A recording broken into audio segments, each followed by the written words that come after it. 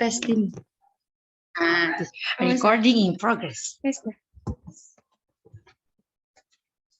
Ini udah tadi. Udah kayaknya. Ya, Raffi, mau dimulai. Udah. Gimana, langsung mulai ya? Ya. Oke. Bismillahirrahmanirrahim. Assalamualaikum warahmatullahi wabarakatuh.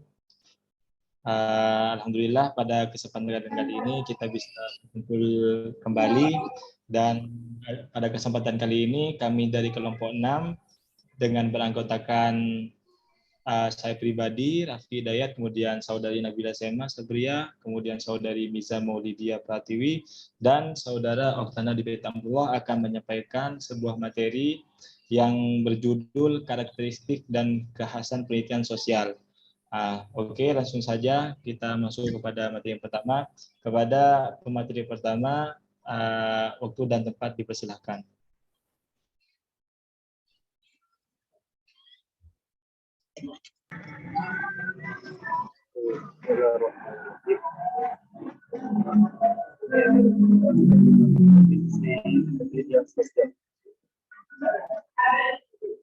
Penelitian sosial adalah istilah digunakan menunjukkan pendidikan yang dirancang untuk menambah masalah pengetahuan sosial, gejala sosial atau praktek sosial. Istilah sosial itu menunjuk pada hubungan antara dan di antara orang-orang, kelompok-kelompok seperti keluarga, institusi, dan lingkungan yang besar. Kemudian untuk definisinya adalah gejala sosial atau hubungan antara dua atau lebih gejala sosial dijadikan sebagai topik penelitian sosial. Topik yang berhubungan dengan gejala sosial bisa menyangkut individu, misal kekuasaan kerja, kelompok, misal kepemimpinan, masyarakat, misal struktur sosial, institusi, misal iklim organisasi, dan juga lingkungan yang lebih luas seperti negara, misal perlindungan ekonomi nasional. Kita belajar studi tentang hubungan antara dan di antara orang, kelompok, institusi, atau lingkungan yang lebih luas dinamakan dengan penelitian sosial. Penelitian sosial merupakan suatu tipe penelitian yang dilakukan oleh ilmuwan sosial untuk menjawab pertanyaan tentang berbagai aspek sosial sehingga kita dapat memahami. Kemudian penelitian merupakan sentral untuk penyelidikan dan pencarian solusi atas masalah-masalah sosial dan kegiatan akademik. Maka konsensus dalam literatur tentang bagaimana penelitian harus didefinisikan. Saya menyatakan bahwa penelitian menyediakan suatu peluang untuk mengenali dan memilih satu masalah penelitian dan menyelidikinya secara betul. Sekian dari kami, waktu dan tempat kami kembalikan ke moderator. Oke, saya ucapkan terima kasih kepada pemateri yang pertama, Saudara Oktana Dipetambullah. Selanjutnya kita berlanjut kepada pemateri yang kedua, dari Saudari Nabila Sema. Waktu dan tempat dipersilahkan. Baik, terima kasih. Sebelumnya suara saya terdengar ya? Sangat terdengar. Oke, terima kasih. Jadi di sini saya akan menjelaskan tentang macam-macam metode penelitian sosial dan perbedaan penelitian kualitatif dan penelitian kuantitatif. Jadi di dalam penelitian sosial setidaknya itu ada dua metode yang sering digunakan, yaitu yang pertama metode penelitian kualitatif dan yang kedua ialah metode penelitian kuantitatif.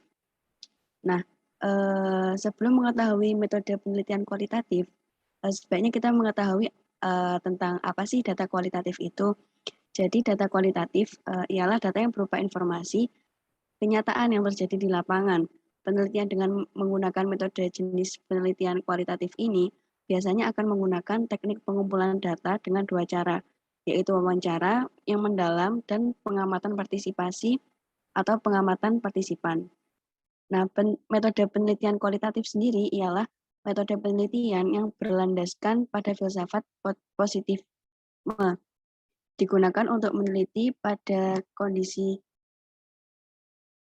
objek yang alamiah.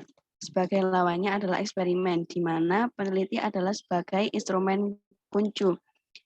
Teknik pengumpulan data dilakukan secara triangulasi atau gabungan, dan analisis data bersifat induktif atau kualitatif, dan hasil penelitian kualitatif lebih menekankan makna daripada generalisasi. Secara garis besar, metode penelitian kualitatif dinamakan metode baru, dikarenakan popularitasnya yang belum lama. Dinamakan positivistik karena berlandaskan filsafat positivisme. Metode ini juga disebut metode artistik karena proses penelitian lebih bersifat seni atau penelitiannya yang kurang terpola, dan disebut sebagai metode interpretif karena data yang pada hasil penelitian lebih berkenaan dengan hasil interpretasi yang berlandaskan pada filsafat data yang ditemukan di lapangan. Metode penelitian kualitatif digunakan untuk meneliti pada populasi dan sampel tertentu, analisis data yang bersifat kualitatif atau pustaka dengan tujuan untuk menguji hipotesis yang telah ditetapkan. Kemudian yang kedua ada metode penelitian kuantitatif. Yang dimaksud di sini ialah penelitian yang bersifat mengumpulkan data yang dapat diukur, seperti besarnya penghasilan, frekuensi perilaku, dan sebagainya. Penelitian kuantitatif dapat berupa deskripsi statistik atau studi korelasional, atau hubungan sebab dan akibat. Biasanya metode penelitian kuantitatif itu digunakan untuk meneliti pada populasi dan sampel tertentu. Pengumpulan data menggunakan instrumen penelitian, analisis data yang bersifat kuantitatif atau statistik yang bertujuan untuk menguji hipotesis yang telah ditetapkan. Nah, dapat disimpulkan di sini metode kuantitatif dapat dinamakan juga metode tradisional dikarenakan metode ini sudah cukup lama dan sudah mentradisi sebagai metode untuk penelitian. Disebut metode positivistik karena metode ini berlandaskan pada filsafat positivisme. Juga metode yang lebih ilmiah atau saintifik karena telah memenuhi kaidah ilmiah yaitu konkret atau empiris, objektif, terukur, rasional, dan sistematis seperti itu. Kemudian terkait tentang perbedaan metode penelitian sosial kualitatif dan kuantitatif, perbedaan yang mendasar itu terdapat pada alur teori serta data. Kemudian penelitian bermula dari teori yang dibuktikan dengan data lapangan. Sebaliknya, di dalam metode kualitatif itu, penelitian itu berangkat dari data lapangan dan menggunakan teori yang sudah ada sebagai pendukung. Kemudian hasilnya akan memunculkan teori dari data-data tersebut. Nah, menurut William, ada 5 pandangan dasar perbedaan antara pendekatan kuantitatif dan kualitatif. Yang pertama ialah bersifat realitas. Pendekatan kuantitatif melihat realitas sebagai tunggal, konkret, teramati, serta dapat diafragmentasi. Sebaliknya, pendekatan kualitatif melihat realitas itu ganda atau majemuk, hasil konstruksi dalam pandangan holistik, sehingga peneliti kuantitatif lebih spesifik, percaya langsung pada objek generalis, meragukan dan mencari fenomena pada objek yang realitas. Kemudian yang kedua ialah interaksi antara peneliti dengan objek penelitiannya. Pendekatan kuantitatif melihat sebagai independen, dualistik, bahkan mekanistik. Sebaliknya, pendekatan kualitatif melihat sebagai proses interaktif, tidak terpisahkan, bahkan bersifat partisipasif. Kemudian yang ketiga ialah posibilitas generalis atau pendekatan kuantitatif yang bebas dari ikatan konteks dan waktu, atau dapat disebut nomothetic statement. Sedangkan pendekatan kualitatif terikat dari ikatan konteks dan waktu atau ideographic statement. Yang keempat, posibilitas kausal. Ya, kalau pendekatan kuantitatif selalu memisahkan antara sebab real temporal simultan yang mendahuluinya sebelum akhirnya melahirkan akibat-akibatnya. Sedangkan pendekatan kualitatif selalu mustahilkan usaha memisahkan sebab dengan akibat, apalagi secara simultan. Yang kelima, peranan nilai. Pendekatan kuantitatif melihat segala sesuatu itu bebas nilai, objektif, dan harus seperti apa adanya. Sedangkan pendekatan kualitatif melihat segala sesuatu yang tidak pernah bebas nilai, termasuk juga si peneliti yang bersifat subjektif. Seperti itu, sekian dari saya, selebihnya saya kembalikan kepada moderator. Oke, baik. Sekali lagi saya ucapkan terima kasih kepada Saudari Sema atas presentasi materinya.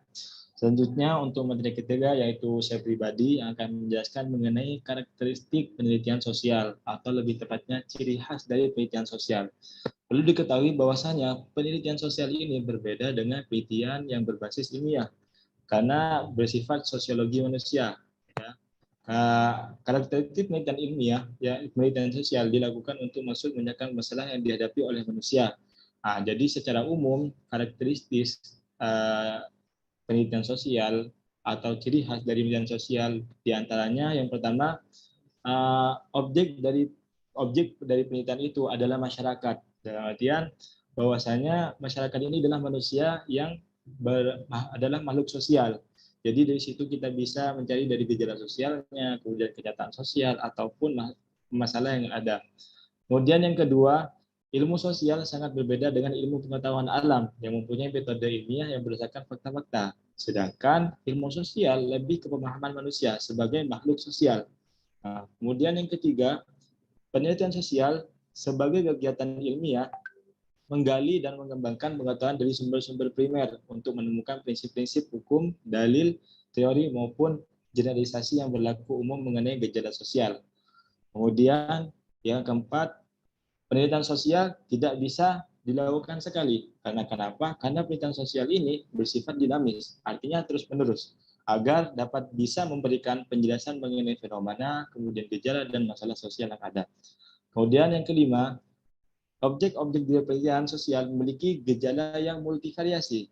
Seperti halnya, contohnya, pengamatan terhadap 10 orang pekerja yang sedang bergotong royong mungkin saja akan berbeda hasilnya dengan pengamatan terhadap 10 orang pekerja lain, walaupun pekerja tersebut berada di tempat yang sama, di waktu yang sama, dan tugas kelompok pula yang sama. Jadi hasilnya akan berbeda. Kemudian yang keenam, penelitian sosial harus teliti, jelas, dan sistematik, serta dapat dipertanggungjawabkan sebagai sebuah proses dan memungkinkan memberikan kemungkinan yang terbaik untuk mendekati suatu kebenaran. Ya. Kemudian yang terakhir, penelitian sosial berdasarkan diri pada pengetahuan dan pengalaman yang selama ini telah dicapai, serta diterima keduanya. Dengan berkata lain, penelitian sosial bukanlah tindakan spekulatif atau untung-untungan. Oke, mungkin itu saja yang dapat saya sampaikan. Untuk selanjutnya, kita lanjut saja langsung kepada pemateri keempat. Untuk pemateri keempat, waktu dan tempat dipersilakan.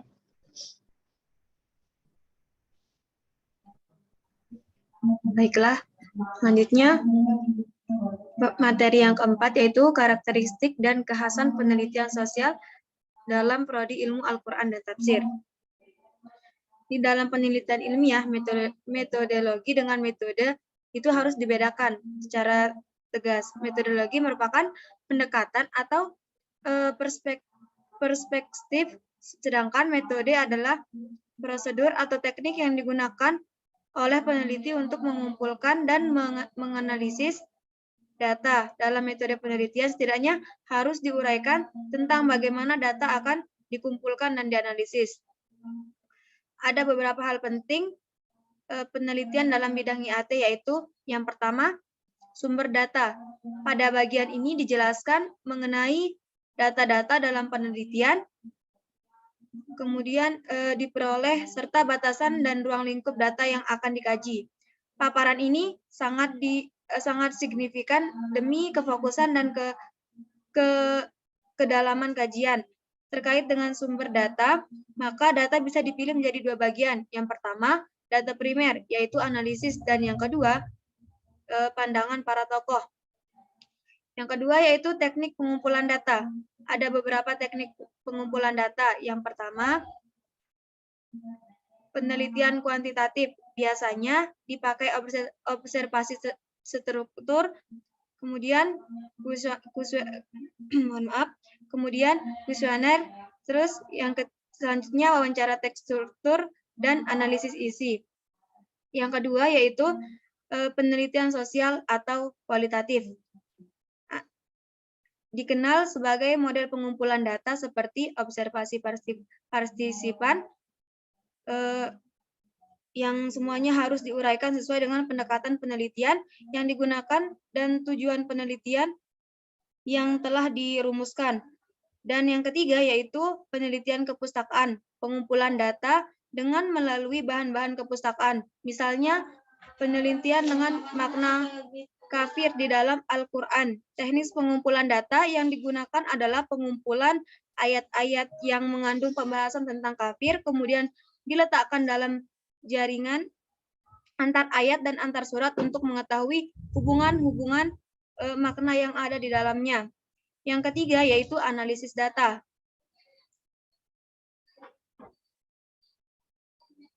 Ada beberapa hal teknis yang perlu diperhatikan di dalam analisis data ini. Yang pertama yaitu dari segi teknis harus ada konsisten antara posisi teori yang digunakan dengan temuan data yang ada. Apakah teori difungsikan sebagai alat untuk memahami atau menafsirkan realitas sosial keagamaan yang diteliti atau berfungsi untuk diverifikasi. Yang tidak boleh terjadi jika teori yang diuraikan sama sekali tidak digunakan dalam analisis data. Yang kedua yaitu ada penjelasan teknis mengenai praktik pengolahan data. Sebab hakikatnya dalam bagian metode penelitian ini merupakan operasionalisasi secara teknis dari kerangka teori yang bersifat konseptual. Misalnya kajian yang menggunakan teori takhrij hadis, maka secara teknis harus dipaparkan bagaimana setiap rawi dideskripsikan secara biografi. Keterkaitannya dalam guru dan murid, pertemuannya dalam konteks ruang dan waktu. Dari praktik analisis inilah kemudian bisa ditunjukkan mengenai ketersambungan sanad dan perawinya. Yang kedua yaitu dijelaskan mengenai praktik analisis terhadap redaksi matan hadis. Di sini diuraikan mengenai teknik analisis kebahasaan. Apakah redaksi hadis diriwayatkan secara maknawi atau lafzi. Jadi dari penjelasan saya tadi itu berdasarkan beberapa referensi yang saya baca, karakteristik dan kekhasan penelitian sosial di bidang prodi ilmu Al-Quran dan tafsir yaitu menggunakan metode penelitian kualitatif. Hal tersebut dikarenakan data-data yang bersifat pustaka terkait ilmu Al-Quran dan lebih banyak dibandingkan data yang bersifat statistik. Sekian penjelasan dari saya. Mohon maaf apabila ada kesalahan. Baik, sekali lagi saya ucapkan terima kasih kepada pemateri yang terakhir, Saudari Mirza Maulidah Pratiwi. Oke, kurang lebih seperti itu teman-teman mengenai presentasi dari kelompok kami yaitu kelompok 6 dengan tema karakteristik median sosial. Jadi selebihnya bila ada yang dibingungkan atau yang ditanyakan teman-teman langsung bisa tanyakan. Sekian dari kami, saya Raffi dari sebagai moderator undur diri. Sebelumnya mohon maaf. Wassalamualaikum warahmatullahi wabarakatuh.